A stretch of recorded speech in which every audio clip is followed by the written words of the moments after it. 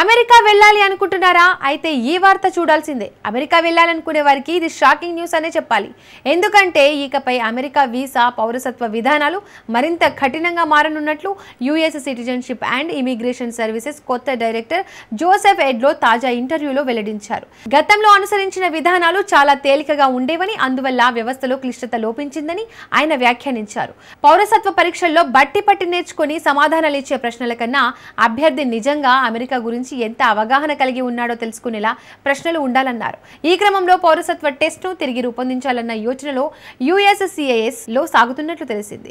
అలాగే వీసా ప్రక్రియను గణనీయంగా కఠినతరం చేయాలన్న ఉద్దేశంతో H1B వీసా లాటరీ విధానంలో మార్పులు చేపట్టనున్నట్లు చెప్పారు. అధిక జీతాలు ఇచ్చే ఉద్యోగులకు ప్రాధాన్యత కల్పిస్తూ వీసా ఎంపికలో జీత స్థాయిని ప్రామాణికంగా తీసుకుంటారని వెల్లడించారు. అభ్యర్థుల సోషల్ మీడియా ఖాతాలు, వ్యక్తిగత సమాచారంపై ఎక్కువగా దృష్టి సారించి ఇంటర్వ్యూలను తప్పనిసరి చేసే దిశగా వ్యవస్థను క్రమబద్ధీకరిస్తున్నట్లు చెప్పారు.